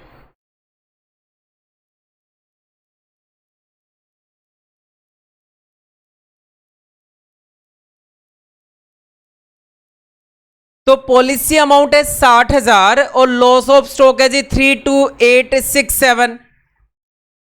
तो दोनों में जो कम होगा वो आपका अमाउंट ऑफ क्लेम हो जाएगा। तो अमाउंट ऑफ क्लेम आ गया जी आपका इस क्वेश्चन में 32,867। ठीक है जी। यहां पे देख सकते हैं when the goods in stock were insured for ₹60,000, 60,000 तक के गुड्स क्या थे जी, इंश्योर्ड थे, जबकि लॉस हुआ आपका 32,867। ठीक है जी। तो अमाउंट ऑफ क्लेम कितना आ जाएगा 32,867 आ जाएगा। तो बड़ा ही इंटरेस्टिंग क्वेश्चन था। हमने डेटर अकाउंट बनाया, क्रेडिटर अकाउंट बनाया, स्टॉक अकाउंट बनाया। स्टॉक अकाउंट में सीओजीएस निकालने के लिए एक वर्किंग नोट बनाया। उसके बाद मैंने बनाया जी एजेंट का अकाउंट बनाया कि एजेंट को हमने इस साल कितने कॉस्ट के गुड्स ट्रांसफर किए। उसके बाद स्टॉक अकाउंट में अपनी बैलेंसिंग फिगर आई stock on the date of fire, उसमें से सेल्वेज वैल्यू माइनस किया जो 0 थी, तो आ गया जी एक्चुअल लॉस ऑफ स्टॉक आ गया 32,867 और इंश्योरेंस करा रखा है 60,000 का। ठीक, और लॉस हुआ 32,867 का, तो क्लेम हो जाएगा जी 32,867 का। इसको समझेंगे और नोट करेंगे।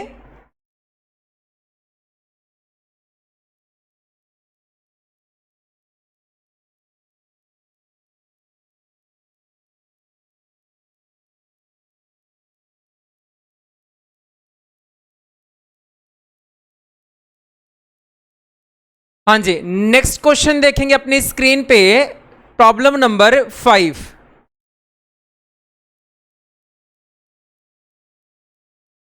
क्वेश्चन में दे रखा है, a fire occurred in the premises of Shri G Venkatesh on 1 April 2013 and a considerable part of the stroke was destroyed, और एक स्ट्रोक का एक बड़ा सा हिस्सा डिस्ट्रॉय हो गया, और स्ट्रोक की जो सैल्वेज वैल्यू है वो है जी 28,000। श्री वेंकटेश ने एक फायर इंश्योरेंस पॉलिसी ले रखी है 1,71,000 रुपीज की, to cover the loss of stock by fire. ठीक है जी, आगे बता रखा है, you are required to ascertain the insurance claim, आपको इंश्योरेंस क्लेम का अमाउंट बताना है, which the company should claim from the insurance company for the loss of stock by fire. ठीक है जी, और आपको कुछ पर्टिकुलर्स दे रखे हैं, कुछ डाटा दे रखे हैं। आपको बता रखा है परचेजेज हुई 2012 में 938, सेल है जी 2012 की, ओपनिंग स्टॉक दे रखा है 2012 का, और क्लोजिंग स्टॉक दे रखा है 2012 का, और वेजेस पेड दे रखी है जी 2012 की। ये प्रीवियस ईयर का डाटा दे रखा है, जिसके बेसिस पे मैं निकालूंगा जी आपका ग्रॉस प्रॉफिट का रेट निकालूंगा। उसके बाद इस साल 1/1/2013 से लेकर up to the date of fire purchase and sale दे रखा है, और वेजेस का अमाउंट दे रखा है।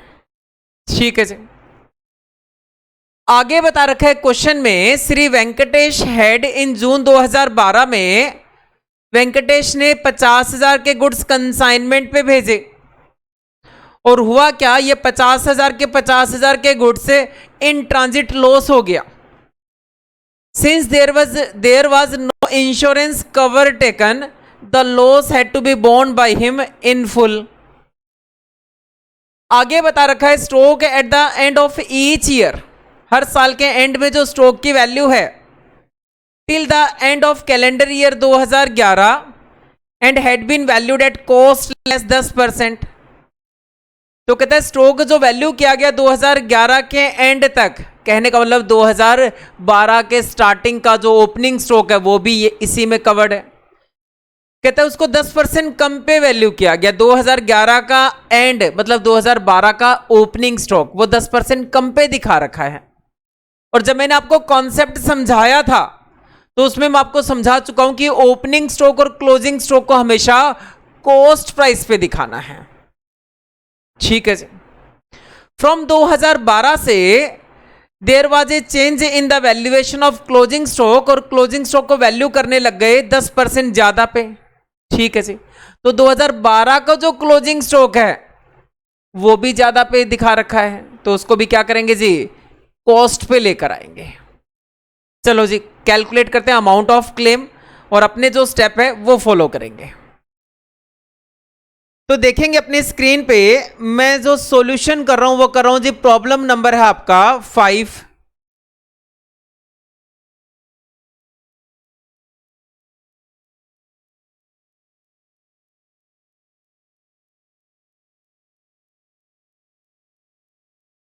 सबसे पहला स्टेप,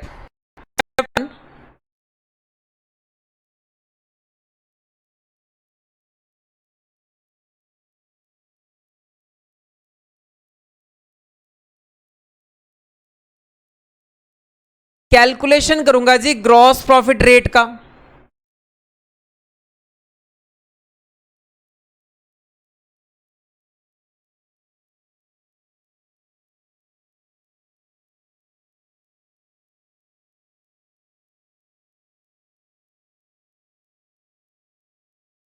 तो मैंने बनाया trading account for the year ended.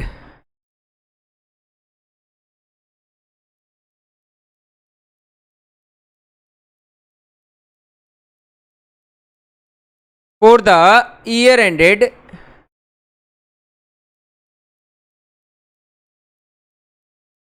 और क्वेश्चन में ईयर एंडेड है जी पिछले साल का 31 दिसंबर 2012।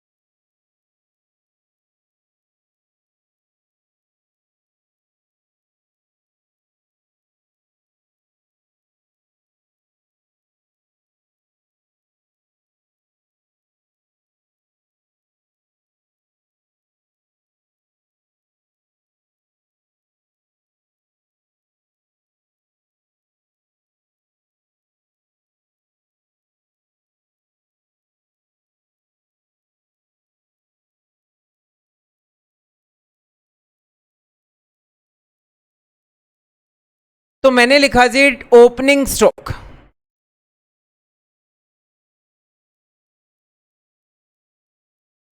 और क्वेश्चन में दे रखा है 2011 के एंड तक स्टॉक को 10% कम पे वैल्यू किया जाता था। कहने वाले 2012 का जो स्टार्टिंग का स्टॉक है वो 10% कम पे वैल्यू कर रखा है,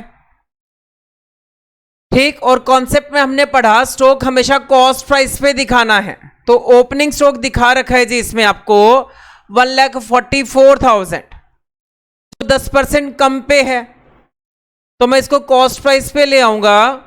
1,44,000 इंटू 100 अपॉन में किया जी मैंने 90,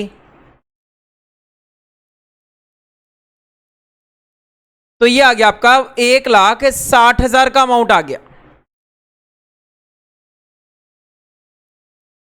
उसके बाद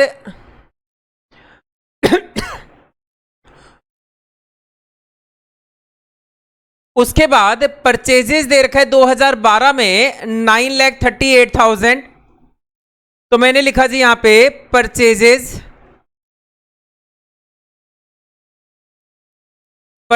का अमाउंट दे रखा है 9,38,000, ठीक है जी। उसके बाद आगे दे रखा है जी सेल्स दे रखा है 2012 में 11,60,000 रुपए, तो मैंने यहां पे लिखा सेल्स का अमाउंट, और सेल्स का अमाउंट है जी 11,60,000 रुपीज। उसके बाद आगे क्वेश्चन में स्टॉक का अमाउंट दे रखा है,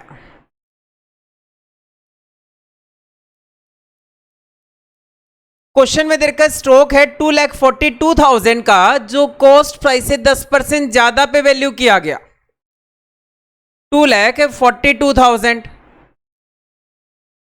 तो इसको ले आऊंगा जी मैं कॉस्ट प्राइस पे ले आऊंगा, तो ये आ गया मेरा 2,20,000 का स्टॉक आ गया कॉस्ट प्राइस पे। आगे दे रखा है 2012 में, कहता है वेजेस हमने पेड की, ये अमाउंट है जी आपका, क्वेश्चन में देखेंगे 1,00,000 रुपीज, और गुड्स जो हो गया लॉस इन ट्रांजिट हो गया, तो मैंने लिखा भाई अब नॉर्मल लॉस,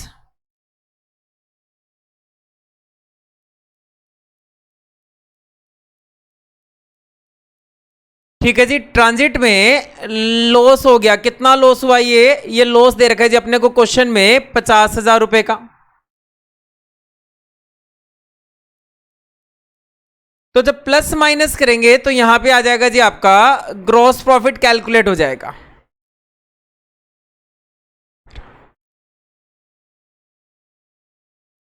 इस साइड का टोटल है आपका 14,30,000,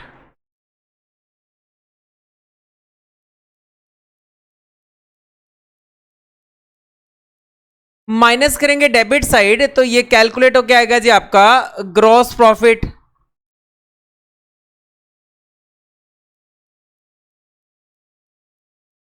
तो 14,30,000 में से मैंने माइनस किया 1,60,000 रुपए, 9,38,000 रुपीज और 1,00,000 रुपए। तो मेरा प्रॉफिट आ गया जी 2,32,000 रुपए का प्रॉफिट आ गया।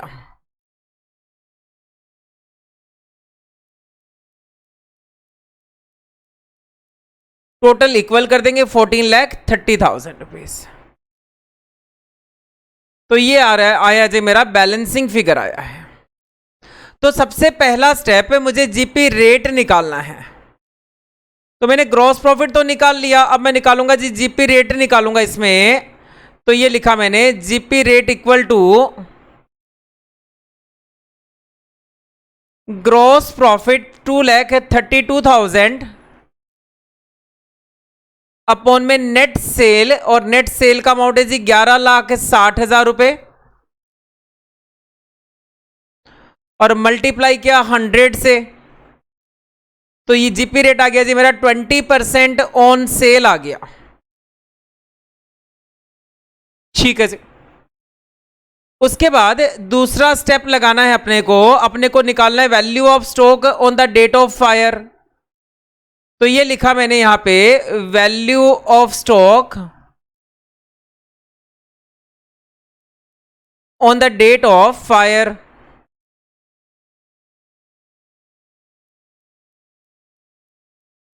और फायर की डेट दे रखी है जी, दैट इज 1 अप्रैल 2013। तो 1 अप्रैल 2013 को गोडाउन में कितना स्टॉक रखा हुआ था वो मुझे कैलकुलेट करना है। तो इसके लिए मैंने बनाया जी मेमोरेंडम ट्रेडिंग अकाउंट।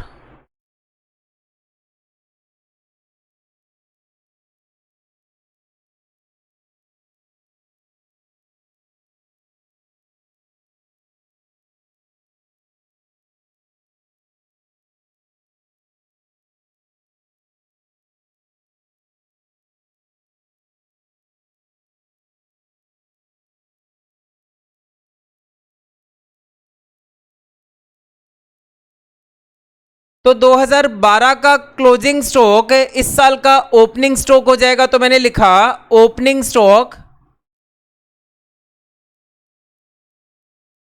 ये आ गया जी आपका 2,20,000 रुपए। उसके बाद 1/1/2013 से लेकर 1 अप्रैल 2013 तक की परचेज दे रखी है क्वेश्चन में 1,82,000 और सेल है जी 2,40,000। तो ये लिखा मैंने परचेज 1,82,000। फिर लिखा जी मैंने यहां पे सेल्स, और सेल्स का अमाउंट है 2,40,000 रुपए।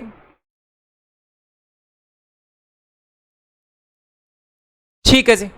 उसके बाद मैंने यहां पे लिखा वेजेस, और वेजेस का जो अमाउंट दे रखा है वो दे रखा है जी 18,000 रुपए।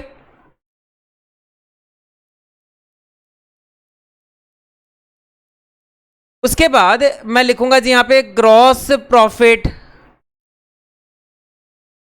और ग्रॉस प्रॉफिट जो हमने रेट निकाला वो है जी 20% ऑन सेल। तो 2,40,000 की सेल का 20%, तो ये आ गया जी आपका 48,000 आ गया। ठीक है जी। तो बैलेंसिंग फिगर आ गया value of stock on the date of fire.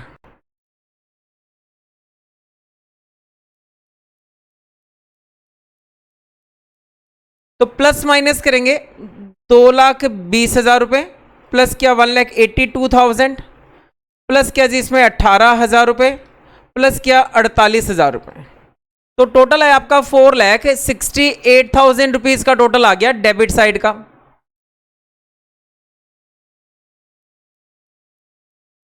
तो माइनस क्या क्रेडिट साइड, तो 2,28,000 रुपए का ये बैलेंसिंग फिगर आ गया आपका stock on the date of fire.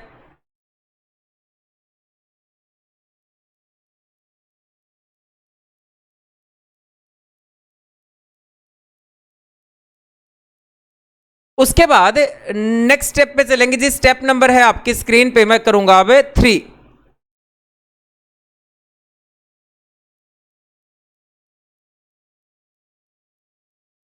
और स्टेप 3 में आपको निकालना है actual loss of stock.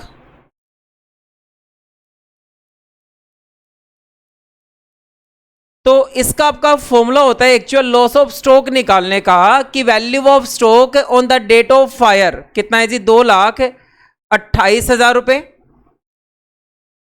Minus करेंगे इसमें से सैलवेज वैल्यू ऑफ स्टॉक जो आपको क्वेश्चन में दे रखा है 28,000 रुपए, ये देख सकते हैं यहां पे।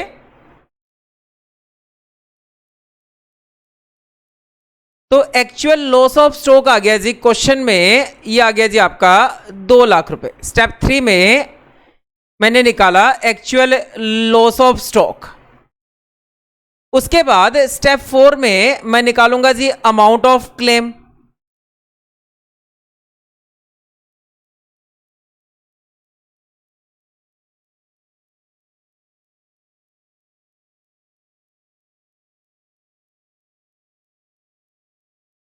तो क्वेश्चन में हमें पॉलिसी का अमाउंट गिवन है, ठीक है जी।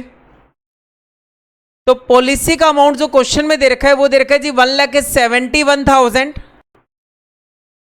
तो फॉर्मूला होता है पॉलिसी अमाउंट 1,71,000 अपॉन में value of stock on the date of fire 2,28,000 और मल्टीप्लाई करेंगे एक्चुअल लॉस ऑफ स्टॉक, वो है जी आपका 2 लाख रुपए। तो मैंने इसका सॉल्यूशन किया 171,000 डिवाइड किया जी इसको 2,28,000 और मल्टीप्लाई किया इसको 2 लाख से। तो आपका अमाउंट ऑफ क्लेम आ गया 1,50,000 रुपीज। ठीक है जी, ये मैंने आपके सामने सॉल्यूशन किया। प्रॉब्लम नंबर है जी आपका 5।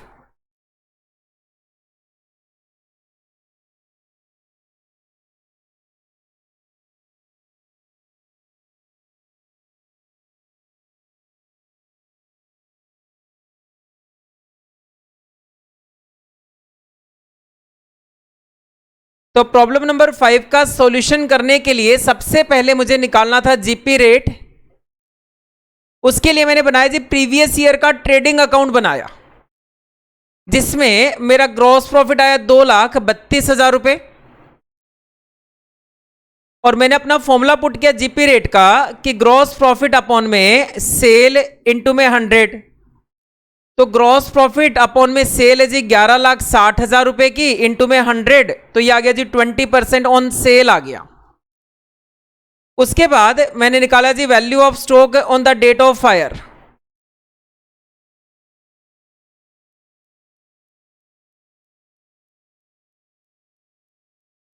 स्टेप नंबर 2 में इसके लिए मैंने बनाया मेमोरेंडम ट्रेडिंग अकाउंट और आपका वैल्यू ऑफ स्टॉक आया जी on the date of fire 2,28,000।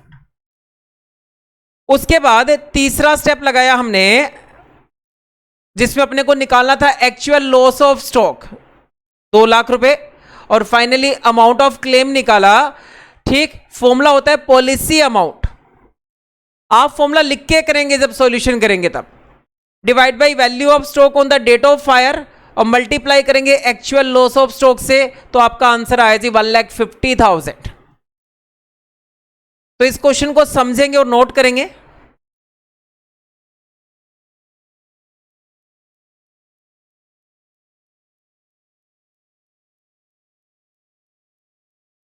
तो आज की क्लास में मैंने आपके सामने डिस्कस किया क्वेश्चन नंबर 2 का ऑल्टरनेट सॉल्यूशन, क्वेश्चन नंबर 3 का सॉल्यूशन कराया, क्वेश्चन नंबर 4 किया हमने एंड क्वेश्चन नंबर 5 किया। आज की क्लास बस यहीं पे कंप्लीट करेंगे। प्रॉब्लम नंबर 6 से हम स्टार्ट करेंगे जी नेक्स्ट क्लास में।